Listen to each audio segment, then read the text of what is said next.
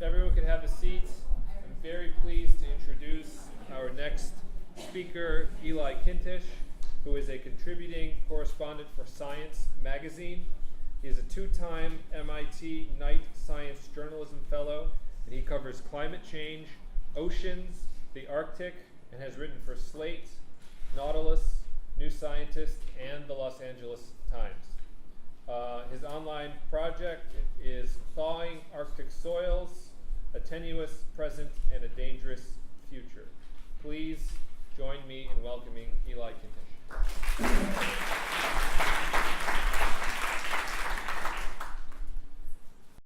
I think that there's a certain grandeur. I think there's a certain grandeur and excitement inherent when we talk about the Arctic. I think this grandeur and this drama comes from a sense of danger, from a kind of feeling of adventure, and a sense that there is mysterious and wondrous life in the Arctic. The Greeks named the Arctic because the Arctic sits in the north, and the north part of the sky was the home of this constellation, Arctos, the bear. So even the Greeks connected the idea of the Arctic with danger and with wildness. And I think there's also a kind of sense of safety that the Arctic is there, that certainly there are risks to the Arctic, like walruses, which rely on ice. They're far from us. But I think that part of our allure when we think about the Arctic is that it's far away. It's that we are safe, the Arctic is there. And while society relies on people like me to go to the Arctic and tell stories, and I'll talk a little more about this work later, there's a sense that there are people who live in cold places, not many of them, 4 million north of the Arctic Circle, but they're there and we're here. And I think this is what has helped really drive the myth and the story of Arctic adventurers, and even the use of the Arctic in fiction. And this is from Superman. So I'm going to describe 3 journeys that I've taken as a reporter to report on the changing Arctic. And the first one I took, I went to Svalbard, which is one of the 2 islands that make up Spitsbergen. It's the home of the largest settlements closest to the North Pole. It's basically controlled by Norway, and you have to fly there, although once I arrived in Europe, I flew to Norway, and we took a ship. We took the Helmer Hansen, which is a research vessel owned by the Norwegian Polar Institute. And this was in January. So what does that say about light? Anyone know? It was dark. It was 24 hours of darkness. I'd gone there in the nighttime on purpose, in the polar night, as they call it, because we wanted to study the life that's found in the Arctic, and I wanted to see the Arctic in a way that's rarely seen during the winter time. And does anyone know why, apart from the frigid cold, that adventurers and scientists mostly avoid the Arctic in the winter? Any guesses? It's hard to get there. One of the main reasons it's hard to get there is because of ice. This is sea ice. And this is actually around the time I was there. And the sea ice, as you can see, spreads as the winter progresses. And I was just up on, if you look up here, it was on this area. So there was a kind of open area, but there was an exciting moment in our cruise when we reached sea ice. So sea ice, as opposed to land ice, is the ice of the frozen ocean. and it grows on the ocean in certain patterns that relate to the weather and ocean currents. And it's different than the land on, say, Greenland or on mountains. That ice forms, and when that ice melts, it adds to sea level. This ice, we'll see in a second, is important for other reasons, but a lot of times when we talk about ice and the Arctic, we focus on Greenland because Greenland has tens of yards of sea level rise. The Greenland ice sheet is a mile thick in the middle, and these areas of red are where it's melting fastest. And you can see that in some places, Greenland has lost as much as 3 meters of sea level of ice sheet in a whole year. That's 9 feet. And that doesn't mean that it's going to add 9 feet to the global sea level, but it shows you how quickly Greenland is disappearing along its edges. In terms of the sea level, in terms of the sea ice, you can see that as much as 1 million, this red line shows you the area, the extent, the size in terms of square kilometers that the sea level is now. And this black is the average over the last 30 years. And we're 1 million square kilometers less sea ice now on the Arctic than there was just over the average of the last 30 years. And so why does that matter? And so before we get to that, I just want to point out the Arctic. This is the Arctic seen from above. It's a little easier than the normal projection where it's hard to make out what's in the Arctic. And here's where I was. I started in Tromsø, Norway, and took a cruise here. That's what they call a scientific trip. Although it was fairly comfortable, the ship went to Svalbard, and then we went up into the Arctic Ocean for a few days. And all told, we were about 10 days in the Arctic, both in this area and in the middle of the Arctic Ocean. So one definition of the Arctic is areas that are at a particular temperature. There's no set definition as to what temperature you can choose. Sometimes scientists will choose 50 degrees, and this is, maximum temperature of any one day is 50 degrees Fahrenheit. You can see that includes the Bering Strait. Another definition might be places where the ground is frozen and water north of that. And so that would include parts of Russia and parts of Canada and Alaska, but that would exclude there are parts of Europe which are certainly Arctic in nature. If you think about ice, you could define the Arctic as places that have the frozen sea ice, but that's changing. And so if you use the Arctic description, if you use the definition of ice, the Arctic is disappearing.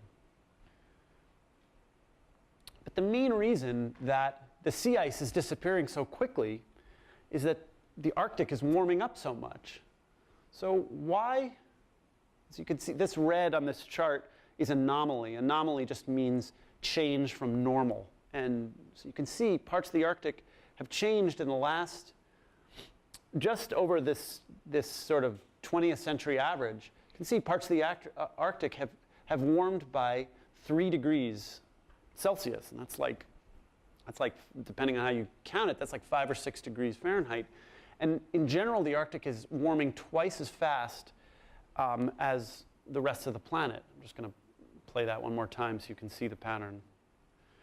Why is the Arctic warming faster than the rest of the planet? Anyone have a guess? Is it the chemicals that are destroying the ozone that's protecting the covering of the Earth? So the ozone hole over the poles, the ozone layer over the poles is damaged, and there's some complicated relationships between the atmospheric chemistry and the temperature, but that's not the main driver. Feedbacks. What do you mean? Well, the more the ice melts, the more things heat up, which means the more ice melts, which means things heat up more. Right. The main reason that the ice keeps the Arctic cold is? Reflexes. Right. So you're taking white surface, which reflects sunlight, and while the Arctic is dark for part of the year, so that doesn't matter, but for a lot of the year, the Arctic has light on it in the fall and spring. Taking that white surface, removing it, replacing it with a dark surface like the water or vegetation. There's another reason, which is that the ice protects the water from the evaporation of water vapor. And water vapor is a strong greenhouse gas. So you've got the dark surface turning into a white surface. You've got water vapor being released into the Arctic's air, and that's why the Arctic is warming up so much. So that's what we saw when we were up there on the ship. And you can see this is a nice demonstration of how the Arctic is different than the Antarctic. Antarctic is a bunch of land surrounded by water. Arctic is a bunch of water surrounded by land. And so that's why if, we face this issue.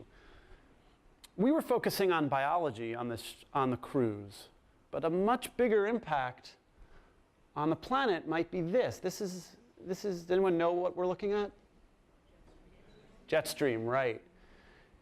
Jet stream is a kind of high altitude river of air, which tends to separate cold air in the north from warm air in the south. And it turns out that the relationship between temperatures in the Arctic and temperatures in the mid-latitudes, like where we are here, help determine the behavior and the path of the jet stream. And so there's new research suggesting that when the gradient, the difference between the warm areas of the planet and the poles is great, that is, have a cold Arctic and a warm mid-latitudes, you get a straighter jet stream. But when the Arctic has been warming up, that difference between the supposedly usually cold Arctic and the mid-latitudes, when that difference is less, you get a wavier jet stream. And so that wavier jet stream means a couple things. First, it tends to mean that cold air can dip further down south than it had in the past, and warmer air, conversely, can come further north. It also means that this pattern, this movement of air, will sort of make its way around the planet from west to east more slowly. And so a slower jet stream, a wavier jet stream, means that weather sticks around longer. And that means a drought might last longer than it would have. A heat wave might be 3 weeks instead of 1 week. A cold spell, with snowstorms, might stick around longer. And so I checked. This was a particularly cold winter. I don't know if you remember in 2013, 2014, there was a massive amount of snow here in Chicago. And I couldn't find a map, but one of the reasons for that amount of snow is you had a pattern like this. Wait a second. This was a winter 2015, but there's a lot of mention made on weather forecasts now about the polar vortex, which is part of this pattern. And so that loss of sea ice that I experienced in the Helmer-Hansen, it's affecting weather here in the Midwest. This is a controversial area of science. There's a lot of questions as to what's driving what and whether the Arctic could be playing such an important role because the Arctic is so small relative to the tropics, which get the most sunlight and deal with the most energy. So a second journey I want to describe, I took last summer with support of the Pulitzer Center. I went to Siberia. And I went there because the ground is thawing there. Here is images of ground thawing in Alaska. You can see these massive, weird, slow-moving landslides, and they're advancing towards this key road. That's one impact of thawing land. This is another. This is called a ice cellar, and hunters in Alaska, actually all over the Arctic, store meat in their ice cellars. They do that because they collect so much meat in the fall and winter, and they want that meat to last. But as I wrote last summer, these ice cellars are starting to thaw, and it's causing big problems. And actually, when I was in Siberia, we ended up delivering a freezer to one of the coldest weather stations on the planet, which has been using an ice cellar, but now is finding them unreliable. Chersky is really at the end of the world. I mean, it took basically 2 days of flying. You can't really go west. Even I have sources of mine who live in Alaska who have to go around the whole planet.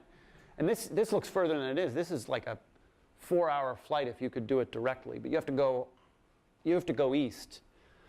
And so I had a series of flights. As is usual in the Arctic, each flight the plane gets smaller and smaller. And the level of security gets lower and lower. And finally you end up in Chersky. You end up in Chersky, which at one point was a booming industry town. There were gulags there. There were mines. There were lots of military facilities. And the Soviets were able to fly these incredible military flights up to floating sea ice bases in the middle of the Arctic Ocean. It's an incredible story. But now Chersky is really a really poor, really sad town. In the wintertime, it's very beautiful.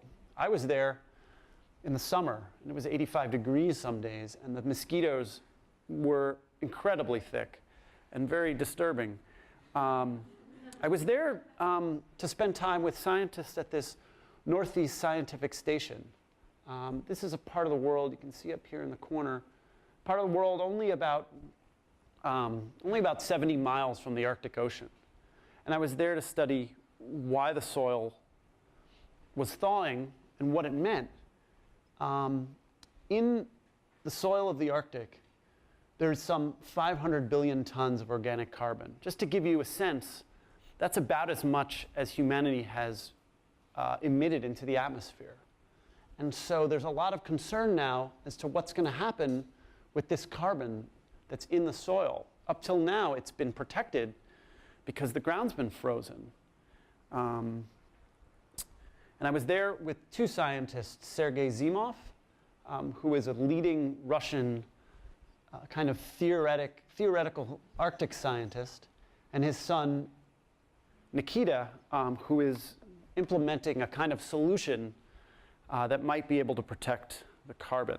And they've taken advantage of Chersky's past as a kind of military industrial area, and they've taken equipment and put it towards science. Here is a Soviet-era tank that they've turned into a kind of all-purpose vehicle, and here it's got temperature and weather equipment on it. This is a hovercraft they're using to get around in the wintertime. This is a cargo barge that they've turned into a floating scientific facility that they can go up to the Arctic Ocean and back to their base with laboratories and with scientists. So I'm going to play this video now. Frozen Arctic soil, called permafrost, holds more than 1 trillion tons of carbon. As the dirt thaws, that carbon escapes as greenhouse gases. Scientists say this melting could supercharge global warming. I see only one way. It's necessary to mitigate melting of permafrost. Sergei Zimov has been studying the permafrost for decades. To stop the permafrost from thawing, he has a radical notion: to recreate the Arctic of 30,000 years ago.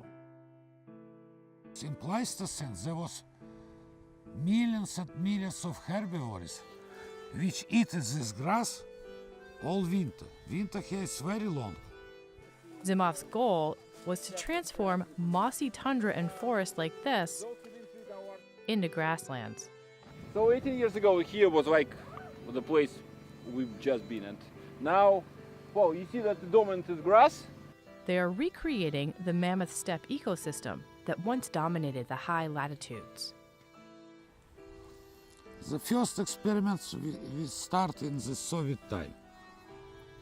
We bought some horses, we built small fence. The animals kill trees and shrubs and stimulate grasses by grazing and fertilizing them. Sergey's son, Nikita, brings a group of students into a permafrost cave to show the connection. 30 meters below the surface, one appreciates the massive size of this carbon-rich soil. How can you cool the permafrost more? You remove the insulating layer. How can you do that? Like, you can either take a bulldozer and bulldoze entire Arctic everywhere, or you can let animals do that themselves. Our horses, for example, excavate snow 4-5 times per winter. By disrupting the snow and exposing soil to the Arctic air, the animals keep the permafrost 2 degrees colder than it would have been otherwise. Animals from all over Asia now graze in Pleistocene Park.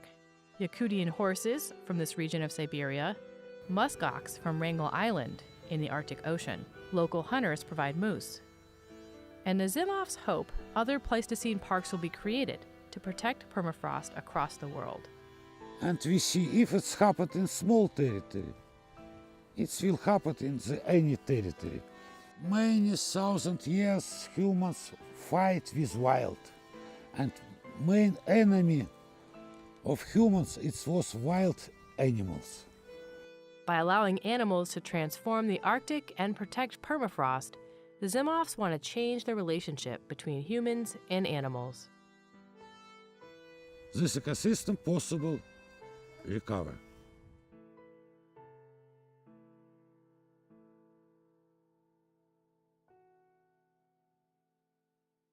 Just want to, oh, I can't, it's really, so this is a place called Devani Yar, and this gives you a sense of what's underneath the Arctic. In some places, it's as much as 50 or 100 meters of, or 150 to 300 feet of very rich organic soil, and it's frozen, and inside it, this is an area where rivers come through and kind of cut it so that you can see what much of the Arctic looks like from underneath. And it kind of has this smell like wet compost or something, and the mosquitoes were biting through my gloves and through my mosquito shirt. And there are grasses growing with seeds that are 10,000 years old, and they find woolly mammoth bones that are 30,000 years old in this soil. This is ancient soil that, frankly, should be kept frozen for as long as possible. And that's why they're trying this experiment where they use these animals grazing to maintain grasses that will hopefully keep the ground cold.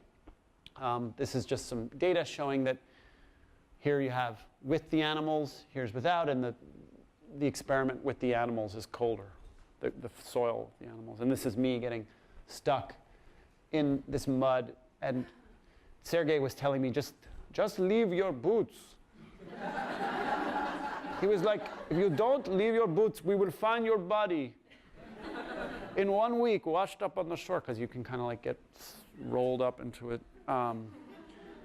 This is a sense of how much carbon is found in all this. Each of these is like a different estimate.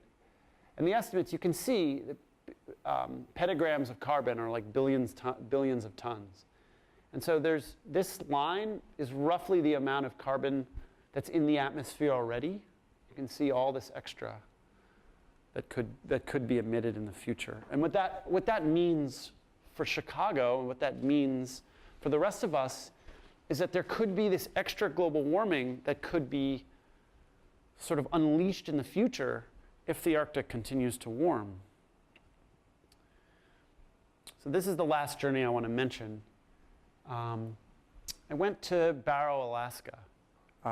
Barrow, like Cherski and like this area, is within the Arctic Circle, which means it has 24-hour darkness in the winter, 24-hour sun in the summertime, or the midnight sun, like they call it.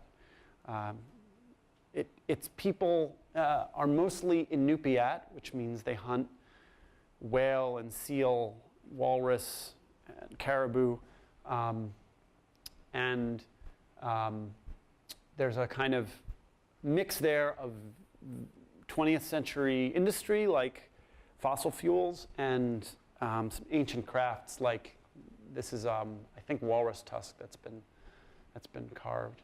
This was a photo I took at midnight, looking north towards the sun, which was a kind of special experience because the sun is usually in the south, and so that for me was a nice moment. Barrow's kind of beat up town. One of the reasons that things are so messy in the Arctic is that for most of the year, everything's covered in snow, and it doesn't look that bad. And then, when the summer comes around, you've only got, 2-3 months. We've got a lot of hunting to do, and you've got to go out and collect things. And so cleaning up, your front yard isn't everyone's first priority, let's put it that way. And I had a lot of fun going around town and taking pictures of this kind of mix of, you usually see parts of animals and tusks and bones and stuff, and then parts of vehicles like snowmobiles, and there's always, if you live in Barrow, you know how to survive, and that means constantly planning for the future, constantly hunting. But while they're planning for the future, they're losing their past. And that's because the loss of the sea ice along the Arctic Ocean has meant that more storms are able to hit the coast, and that's meant a massive increase in erosion. So those extra storms, those extra erosion are destroying archaeological sites. Does anyone know why the archaeological sites are mostly by the ocean to begin with? Because it's by the ocean where the Inupiat live. It's where people go to congregate because that's where there's fish, that's where there are whales, that's where there's water. And so it's at these sites where archaeologists have found middens. Midden is a word for like a trash heap, and found structures. And this is a photo of Ann Jensen. She's the archaeologist that I profiled last summer. I saw that the Pulitzer Center had made a nice class guide out of this reporting. And this is a kind of archaeological site that we went to. The place is called Walakpa. In this photo, you can see there's a kind of bluff here. And I'm putting, if you can see where the red dot is, right there, that is where Anne is standing now. All of that had been washed away just in a matter of 2-3 years from big storms. This is a little closer look at the archaeological site. That plastic was put down by an archaeologist in the 70s. And these are thought to be timbers from houses that might be 3,000 or 4,000 years old. Ancient structures in Alaska that tell the story of the Inupiat, where they came from, what they ate. They also hold specific finds like this. These are harpoon. This is a bit of a bear claw. And you can see that Anne is not just interested in telling the story of how the Inupiat survived and how their lives changed in the past. She wants to study how the environment changes, because there's new science that can take frozen, preserved soil and uncover all these amazing biological markers like steroids and isotopes that can tell you whether the animals were under stress, were there droughts, were there extinctions, and it can tell the story of the environment too, tell a climate story. And so this is a kind of story of my reporting for the last 2 years. I've been going to the Arctic, to areas in European Arctic, over to Russia, to Alaska, just this winter into the middle of the ocean on the Helmer Hansen, and then this summer I hope to go here, Greenland, which is important mostly because of its sea level rise potential, because of all that ice. And I went to Canada too later. And these are some of the stories that I've written while I've been on these journeys. But as I have thought about this allure of the Arctic and what brings us there as tourists or as adventurers or as reporters, and what makes us kind of mythologize the Arctic, I've come to reevaluate what the Arctic means, because I think that we view the explorers as people who go there, and they're the ones who experience the Arctic, and we are far away. And maybe you're looking at me. This is a picture of me on a skidoo, which is a Canadian name for snowmobile.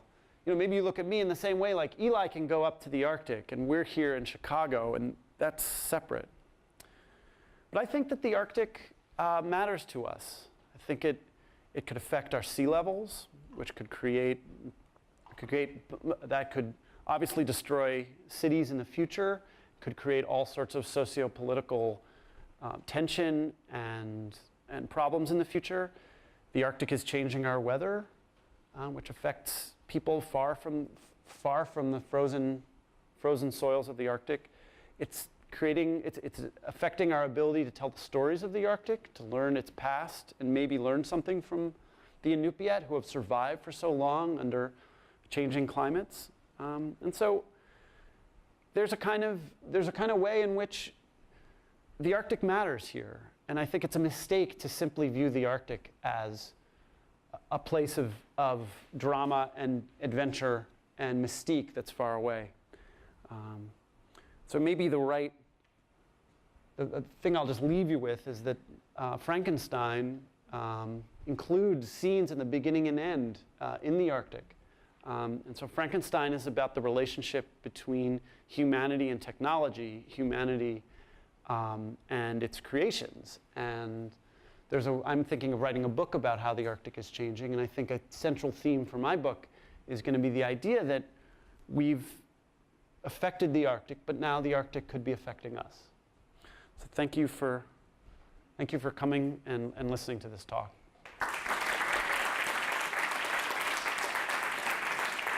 And we've got 15 minutes for questions. About 15 by Anna. If you will go back into 15 slides to your friend Anna. Oh yeah, Anna Jensen, yeah. And then I think go back two from you. Right there. You have Sure. a Weber grill there. You should get them to underwrite your research. Weber grill found its way to the Arctic. I would point that out. That's a good point. I've been surprised by what you find in the Arctic. We went swimming in Siberia, and it was hot, and they had the mayor of Chersky in like this very tight blue underwear doing water skiing with techno music, and the next day we were absolutely frigid in the coldest temperatures you can imagine in the summertime. Go ahead. I have a question. I teach high school. I think some statistics are coming out that like 80% of people going to Ivy Leagues are going into finance and the humanities and all the STEM, science, etc. Are dying. I'm particularly interested in you personally. Yeah. The intersection between your interest in science and then journalism and humanity. So how did you get interested? Were you a scientist? Were you in the humanities? When I'm looking for stories to inspire kids to think of something other than finance. I think that for me, the Arctic is kind of a culmination of a career that started in science classes in high school and in college. I was a biology major. I went to Yale. I was surrounded by finance kids and medical kids, and I really liked science, but I learned over the course of my college career that I liked to write about science. I didn't think no one had ever put it in my head that that was a real career.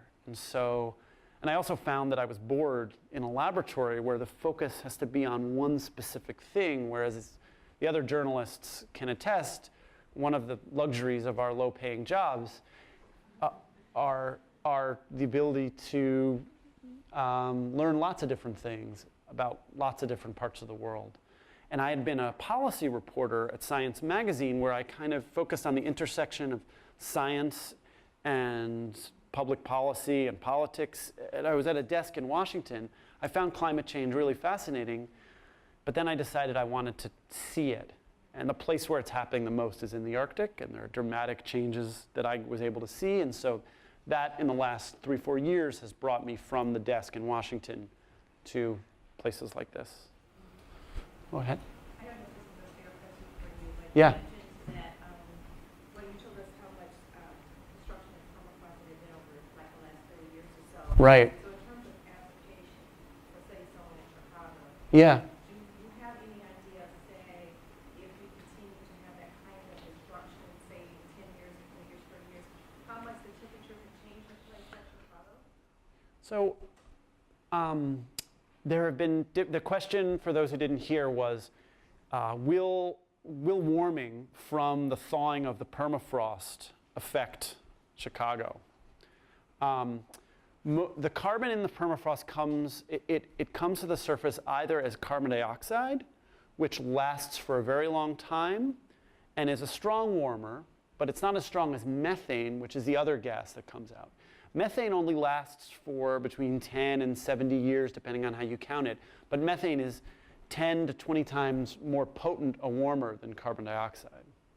And so scientists have been debating whether we should call the carbon in the Arctic the methane bomb, for example. The idea that all this carbon in these areas will sort of come out at once, and then suddenly we would have a global kind of spike in temperatures over a few years, or whether it might be more gradual. The latest science suggests that this is warming that could affect probably my grandchildren, but that once it starts, it would create a kind of almost unstoppable extra warming. Because just like the ocean has a certain thermal momentum and inertia, this ground takes a long time to warm up, and it takes a long time to cool back down.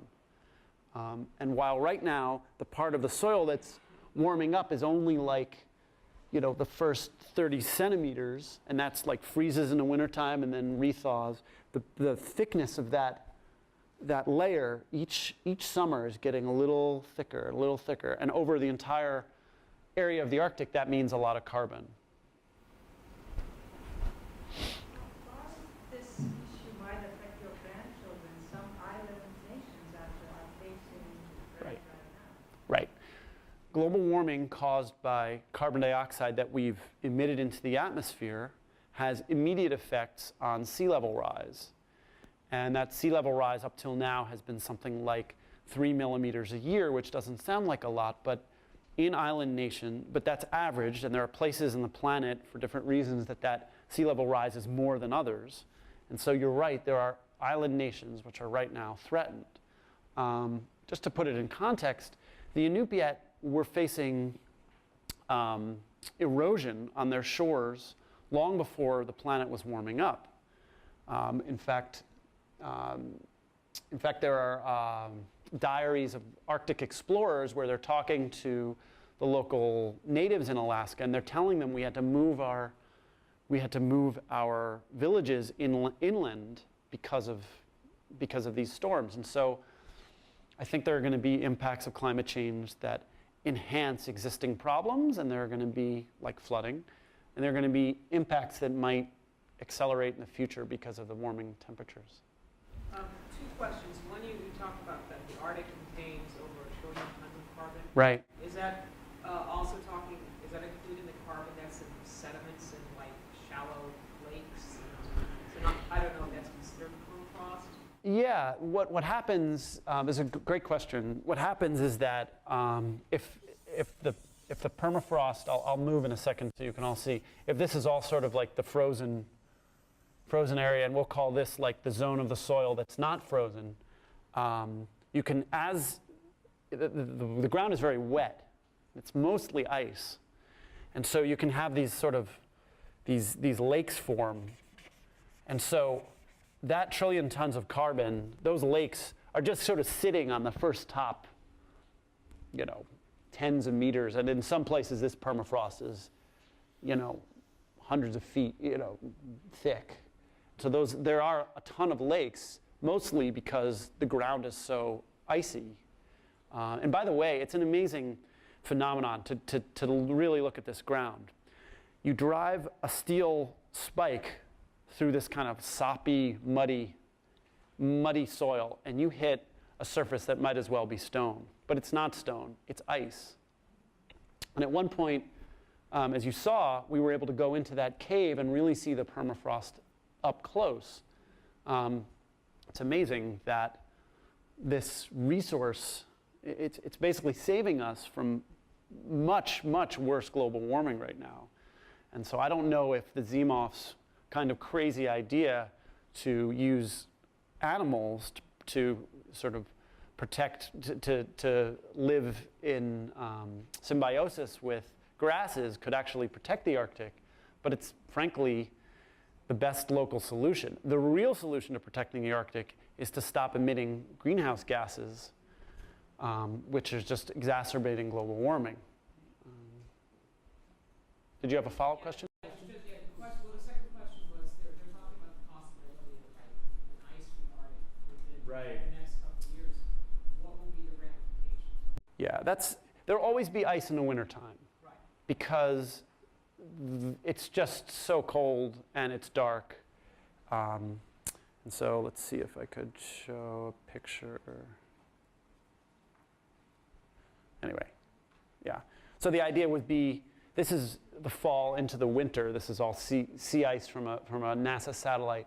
But the idea is, what would happen in the summer? Well, this summer, for the first time, there's going to be a cruise, not a research cruise, but a rich people cruise, on a cruise ship with an icebreaker going through the Northwest Passage. That's this here, where you go up through these islands and then over here. So that's, I think, 3,000, 5,000 people on a ship. Shipping is going to increase in the Arctic. It's already started to increase. I don't think it's going to be so much shipping that there are going to be ships all the time, but it's of real interest to the Chinese because they want to be able to access natural gas that Russia drills. And so I could see the use, the so-called Northern Sea Route. This is the wrong way.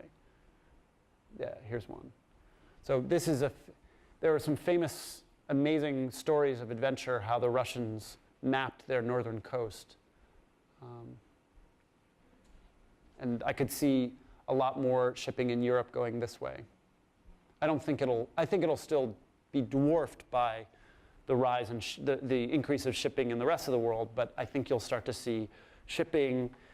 Shell pulled out of drilling the Arctic, Alaska last summer, and it's possible there could be more drilling if the price of oil goes up.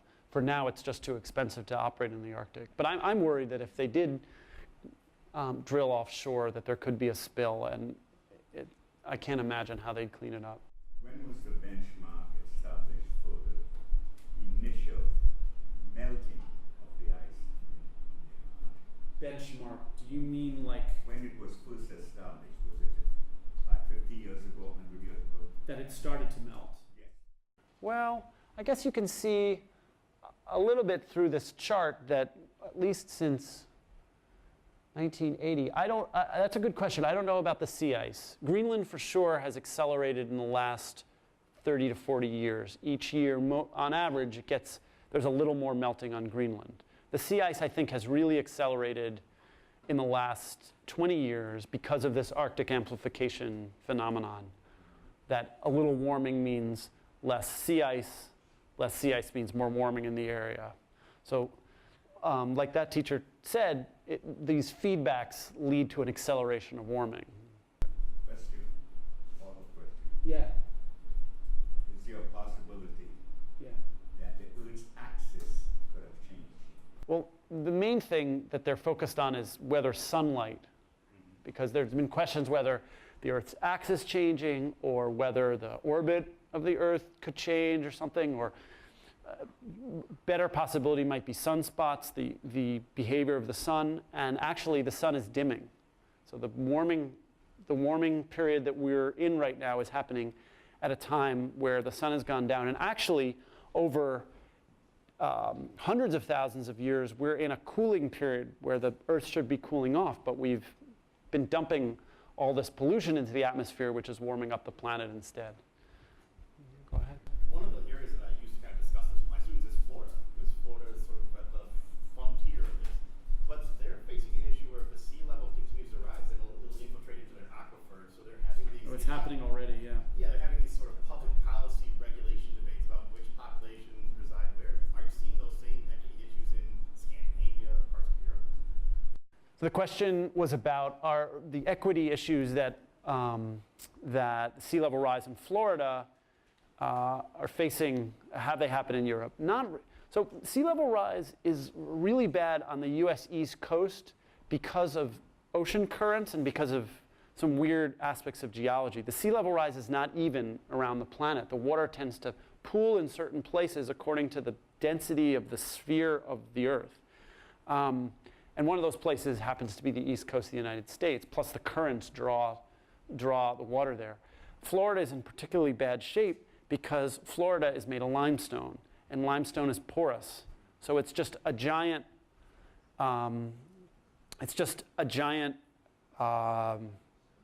sponge full of millionaires and striving, first generation immigrants, and huge population of people who are going to be facing serious problems very, very soon. And so in Europe, there isn't much sea level rise yet. But I think the other place to look for sea level rise issues is Southeast Asia. I think that's going to, and obviously island nations will be serious. I think we have time for one or two more questions? Let's stop. Fortunately, we'll have Dominic and Eli be able to answer a few more of your questions during the lunch period. Yeah.